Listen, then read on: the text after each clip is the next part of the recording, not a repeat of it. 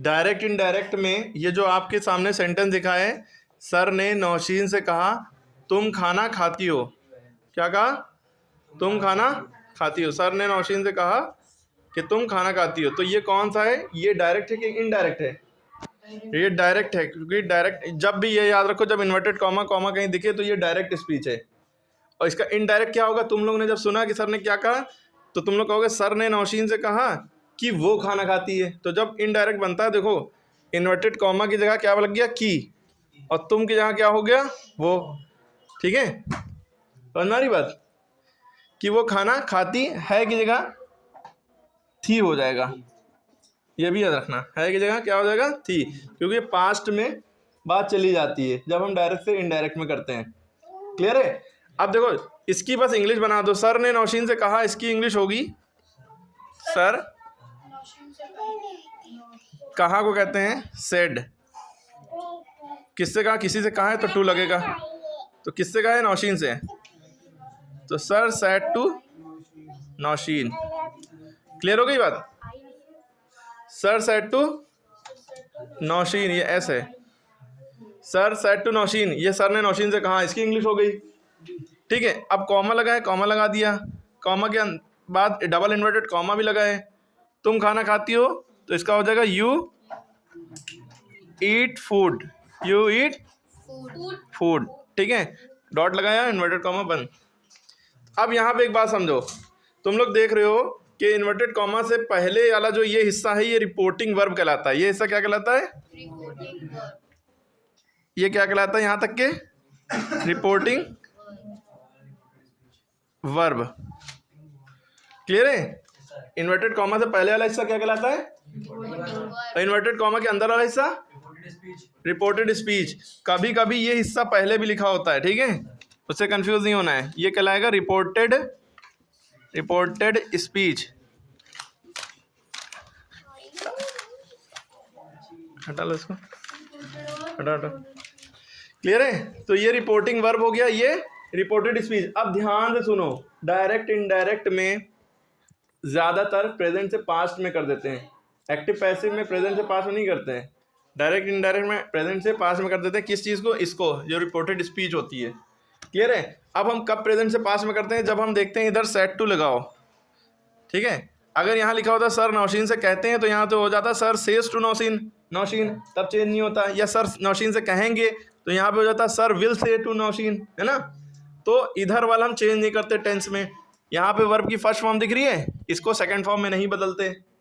लेकिन हमने देखा जब यहाँ पे सेड लगा है, SAID सेड, या सेड टू लगा है, तो उधर रूल्स लगेंगे, वर्ब चेंज होगा उधर। ठीक है, अगर यहाँ पे सेड टू या सेड ना होता, यहाँ पे होता सेज या विल से। अगर यहाँ हिंदी में होता सर नौशीन से कहते हैं या सर नौशीन से कहेंगे, तो यहाँ पे जो होता सर सेज टू नौशीन या sir will say to Nausheen, तब इधर रूल चेंज नहीं होता। ये प्रेजेंट का ये जो यू ईट फूड है, यू एट फूड ना होता इसका जब हम बदलते, क्योंकि रूल जब लगते हैं जब इधर सेड टू हो। क्लियर हो गई बात? सारे रूल जब ही लगेंगे जब इधर सेड टू हो या सेड हो खाली। तो अब देखिए, जब हमने इनडायरेक्ट स्पीच में किया तो सर ने नौशीन से कहा कि वो खाना खाती है। क्या करा? कि वो खाना खाती है। आपने देखा कि तुम की जगह हमने वो कर दिया और कॉमा इन्वर्टेड कॉमा की जगह की आ गया। बस इसकी इंग्लिश लिख दो, ये हो गया इनडायरेक्ट। कैसे लिखेंगे? सर ने नौशीन से कहा। आपको पता है कि सर ने, ऊपर इसकी इंग्लिश बताइए क्या है? Sir said to Nausheen. लेकिन जब हम इनडायरेक्ट में बना रहे हैं तो सेड टू की जगह टोल्ड हो जाएगा। यहाँ पे सर टोल्ड नौशीन, यहाँ पे तो हम ये बता रहे थे आप लोगों को कि यहाँ पे तो सेड टू लिखा है, क्योंकि हम इन्वर्टेड कॉमा में, जब इन्वर्टेड कॉमा लगाता है तो यहाँ पे कहा की इंग्लिश सेड टू होती है। लेकिन जब हम इनडायरेक्ट स्पीच में कन्वर्ट कर रहे होते हैं तो सेड टू की जगह टोल्ड लगाते हैं। तो सेड टू की जगह आस्क्ड भी हो जाता है ना? सेड टू की जगह exclaim with sorrow, exclaim with Joy, बहुत सारी चीज़ें हो जाती हैं। वो देख के लगता है कि आखिरी में क्या है। अगर यहाँ पे आखिरी में क्वेश्चन मार्क लगा है तो यहाँ सेड टू की जगह आस्क्ड हो जाता है। ASKED, आस्क्ड माने पूछा। ठीक है, यहाँ पे बताया है तो टोल्ड लग गया। टोल्ड माने बताना, सेड टू माने बताना, कहना। अब समझो, सर ने नौशीन से कहा, सर टोल्ड, टू नहीं लगेगा, सेड टू दोनों की जगह, टू की जगह पे टोल्ड लगता है। सर सेड टू की जगह टोल्ड नौशीन, टू नहीं लगेगा। ठीक है, सर टोल्ड नौशीन, सर ने नौशीन से कहा। ठीक है, अब ये जो की है, की इंग्लिश होती है दैट।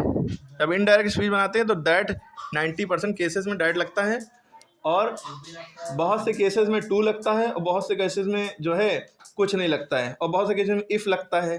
ठीक है, क्वेश्चन वाले में हेल्पिंग वर्ब लगा है तो इफ़ या वेदर लगेगा, और क्वेश्चन मेन क्वेश्चन वर्ड से शुरू है तो ना दैट लगेगा, ना इफ़ लगेगा, ना कुछ लगेगा। ठीक है, सिंपल सा ऐसे ही करते चलेंगे। ठीक है, तो सर टोल्ड नौशीन दैट, वो खाना खाती थी, तो खाती थी तो यू की जगह वो हो गया ना, वो की इंग्लिश होती है शी, क्योंकि लड़की है तो शी। वो खाना खाता था तो ही हो जाता। नौशीन नौशीना होता, अरे नौशीना नौशीन, अरे यार नौशीना कुछ नहीं होता, चलो नौशीन होता है। अरे कोई और नाम रख दो, नावेद रख दो। ठीक है, ठीक है, जॉन सीना होता तो शी नहीं लगता। ठीक है, ही लगता फिर। तो यू ईट फूड तो शी ईट का क्या हो जाएगा, एट फूड, नहीं सेकेंड फॉर्म लगती है।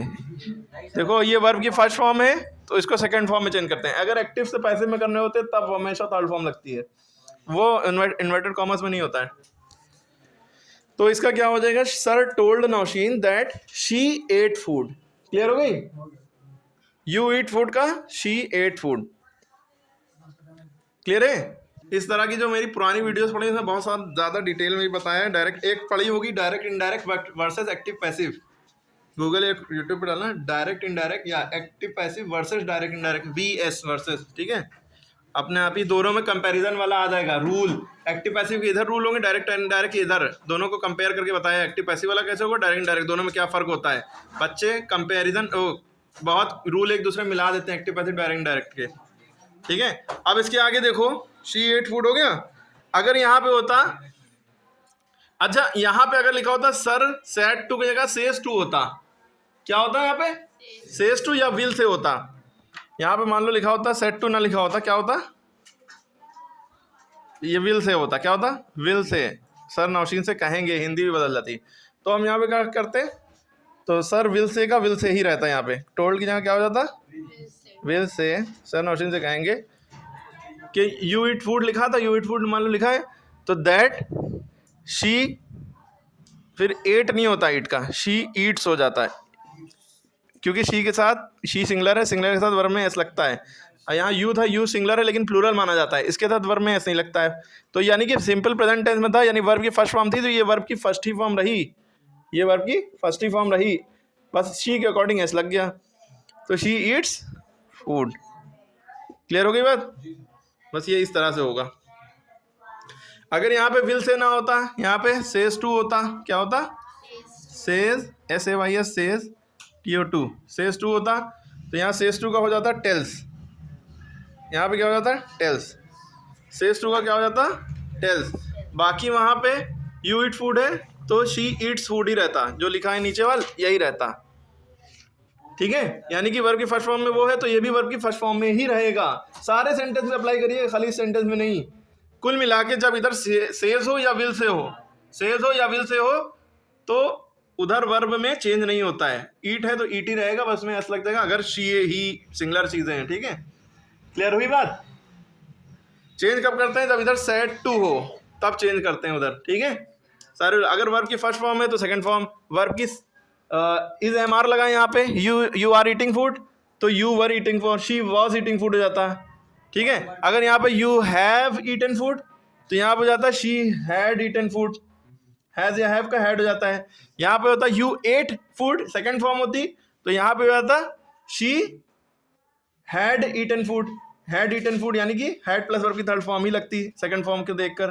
ठीक है, शी विल ईट फूड, ठीक है, ही यू विल ईट फूड अगर यहाँ पे होता तो यहाँ पे क्या हो जाता, she would eat food, would हो जाता विल का वुड। लेकिन पैसिव वॉइस में अगर कर रहे होते हैं तो शी विल का शी विल बी हो जाता है। डायरेक्ट इनडायरेक्ट कर रहे हैं, विल का वुड हो जाता है। ठीक है, शी वुड ईट फूड। ठीक है, शी कैन ईट फूड तो शी कुड ईट फूड। ठीक है, एक्टिव पैसिव में कर रहे होते तो कैन भी हो जाता।